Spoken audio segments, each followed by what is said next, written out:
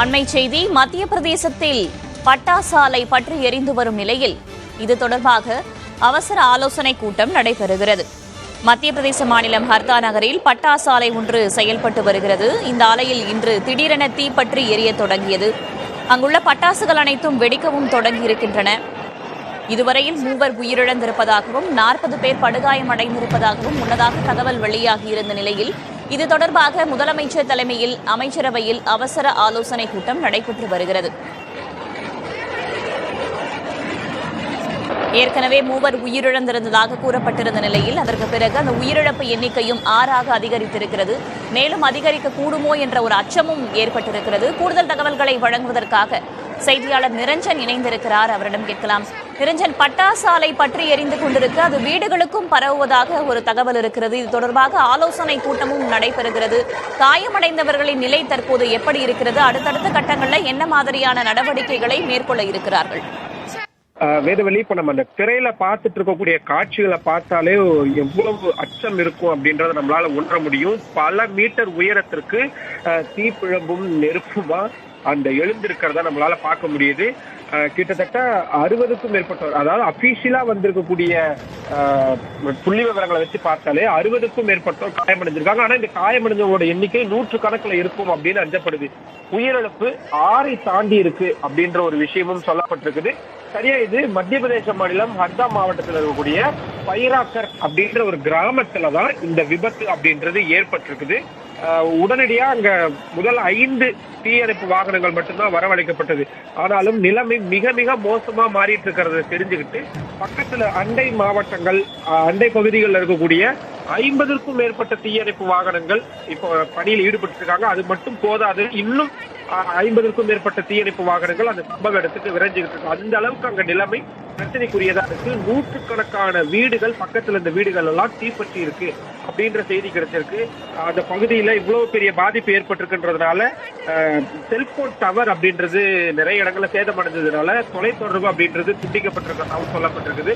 முன்னெச்சரிக்கை நடவடிக்கையா case pipe connections ஏதாவது கொடுத்திருந்தாங்கன்னா அது எல்லாமே நிறுத்தப்பட்டிருக்கு. அதே மாதிரி மின்சார இணைப்பு மாதிரியான விஷயங்கள் எல்லாமே நிறுத்தப்பட்டிருக்கிறதாகவும் சொல்லப்பட்டிருக்கு. இந்த நிலையில இது என்ன அடுத்த கட்டமா என்ன நடவடிக்கை எடுக்கலாம் அப்படின்றதுக்காக மத்திய பிரதேச மாநிலத்துடைய முதலமைச்சர் தலைமையில உயர்மட்ட குழுவும் அமைச்சரவை ஆலோசனை கூட்டமாகவும் 2 கூட்டங்கள் அப்படின்றது நடத்தப்படுது. இதுல ஏன்னா நிலைமை மிக மோசமா இருக்கு. தீ விபத்து ஏற்பட்ட பகுதியிலிருந்து சுற்று வட்டாரங்கள்ல ஒரு 3-4 கிலோமீட்டர் அளவுக்கு நில அதிர்வு ஏற்படுற அளவுக்கு அந்த வெடி விபத்து அப்படின்றது ரொம்ப கோரமா இருந்துச்சு. இன்னும் உள்ள எத்தனை பேர் சிக்கி இருக்கிறாங்க, ஏன்னா இன்னும் அந்த நெருப்பு அணைக்கப்பட்டதா தெரியல. ஒரு இடம் தொட்டு இன்னொரு இடம் பரவிக்கிட்டே இருக்குது. பக்கத்துல இருக்கக்கூடிய வீடுகள் பற்றி எரியுது.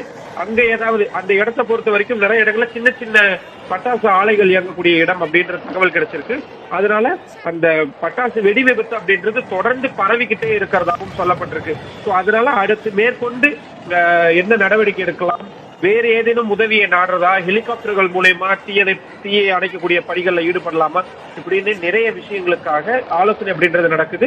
காயமடைஞ்சவங்க ரொம்ப மோசமா படுகாயம் அடைஞ்சிருக்கக்கூடியவங்களுக்கு போபால் மாதிரியான வேற நகரங்களுக்கு அழைத்து செல்லப்படுறதுக்கான ஏற்பாடுகள் எல்லாம் செய்யப்பட்டிருக்கு. பை ரோட் அப்கோர்ஸ் போனா ரொம்ப கஷ்டமா இருக்கும். ஏன்னா டெல்லியில இருந்து கிட்டத்தட்ட 800 கிலோமீட்டர் தொலைவில் அது இருக்கு. ஸோ டெல்லி எய்ம்ஸுக்கு கூட்டிட்டு வரணும்னா கூட ரொம்ப காலதாமதமாகும். ஸோ அதனால வேறு என்னென்ன வகைகள் எல்லாம் உதவியை நாடலாம், இல்ல அண்டை மாநிலங்கள் வேற ஏதாவது பக்கத்துல இருக்க மாநிலங்களுக்கு அழைத்துட்டு போலாமா அப்படின்னு நிறைய விஷயங்கள் விவாதிக்கப்பட்டு வருது. பலி எண்ணிக்கை அதிகரித்து வர்றது ஒரு பக்கம் அச்சமா இருக்கு. அது மேலும் அதிகரிக்காம இருக்கணும். காயமடைஞ்சவங்களும் விரைவா மீட்கப்பட்டணும், குணமடையணும் அப்படின்றத மட்டும் தான் இந்த நேரத்துல நம்மளால சொல்ல முடியும். வேதவள்ளி, ரஞ்சன், 2 கேள்விகள். இந்த பட்டாசு ஆலை பற்றி எரிய தொடங்கி பல மணி நேரம் ஆகிறது. ஆனால் அந்த தீயை கட்டுப்படுத்துவதற்கு தீயணைப்பு படை வீரர்கள் வந்துமே கூட தீயை கட்டுப்படுத்துறதுல என்ன சிக்கல் ஏற்பட்டிருக்கிறது? 1. 2வது, 60க்கும் மேற்பட்டவர்கள் காயமடைந்திருப்பதாக குறிப்பிட்டிருக்கீங்க. அருகில மருத்துவ வசதிகள் இருக்கிறதா? கூடுதல் மருத்துவ வசதிகள் தேவைப்படுகிறது என்றால் அதற்கான முன்னெடுப்பாக என்னென்ன விஷயங்கள்லாம் தேவைப்படுகிறது மாநில அரசு தரப்புல இருந்து? இப்போ நம்ம இந்த ஹர்தா மாவட்டத்தை பொறுத்த வரைக்கும் அது அதிக கிராமப்புறங்கள் இருக்கக்கூடிய ஒரு மாவட்டமா தான் இருக்குது. அங்க பெரும்பாலும் விவசாய நிலங்களா இருக்கக்கூடிய பகுதிகளா தான் இருக்குது. ஸோ பக்கத்துல ஒரு போபால் மாதிரியான பெரிய நகரங்கள் இல்லை அப்படின்றது நம்ம பார்க்க வேண்டியதா இருக்கு. மோரோவர் அங்கு நிறுத்தி வைக்கப்பட்டிருந்த வாகனங்கள் எல்லாமே கீழே எரிஞ்சிருக்கு அப்படின்ற ஒரு விஷயமும் இருக்கு. ஸோ ஒரே விஷயம், தேவைப்படுறவங்களை உடனடியா ஹெலிகாப்டர் மூலியமா மீட்டு வேற ஏதேனும் உயர் சிகிச்சை தேவைப்படக்கூடிய இடங்களுக்கு மாற்றி கொண்டு போகணும் அப்படின்றது ஒரு மிக முக்கியமான விஷயமா இருக்கு. ஸோ அபிஷியல் ஸ்டேட்மெண்டா மத்திய பிரதேச முதல்வர் சார்பா தெரிவிக்கப்பட்டிருக்கிறது என்னன்னா 6 பேர் உயிரிழந்திருக்கிறத அவர் உறுதிப்படுத்தியிருக்கிறாரு. 50க்கும் மேற்பட்டோர் காயமடைஞ்சிருக்காங்க அப்படின்றத சொல்லியிருக்கிறாரு. 50க்கும் மேற்பட்ட ஆம்புலன்ஸ்கள் ஸ்பாட்ல இருந்து இயக்கப்படுது அப்படின்ற ஒரு விஷயத்தோட உயிரிழந்தவங்களோட குடும்பத்துக்கு 4 லட்சம் ரூபாய் இழப்பீடு வழங்கப்படும். காயமடைந்தவங்களுக்கு இலவசமா அரசு சார்பாகவே சிகிச்சை அப்படின்றது வழங்கப்படும் அப்படின்றது சொல்லியிருக்காங்க.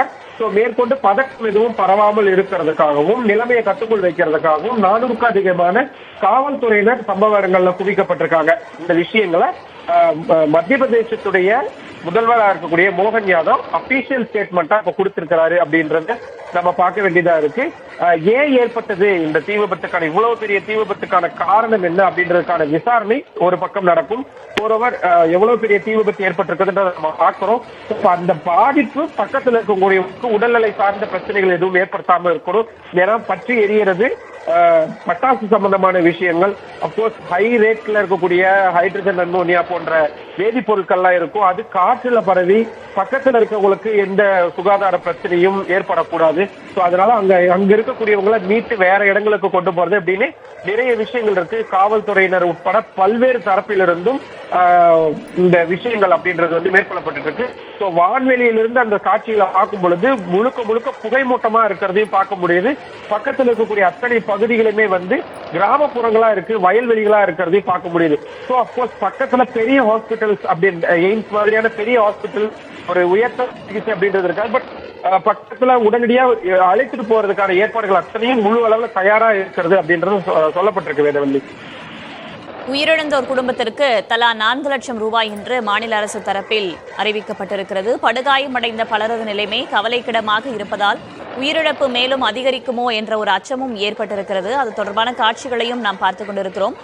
நிரஞ்சன், தற்போது அந்த புகை வெளிவந்து கொண்டிருப்பதையும் நம்மால பார்க்க முடிகிறது. அடுத்தடுத்த கட்டங்களில் உயிரிழப்பு அதிகரிக்க கூடாது என்பதுதான் அனைவருடைய ஒரு எண்ணமாகவும் இருக்கிறது. விரைவில் அந்த தீ அணைக்கப்பட்டு மக்களும் பத்திரமாக மீட்கப்படுவார்கள் என்று நம்பலாம். தகவல்களுக்கு நன்றி.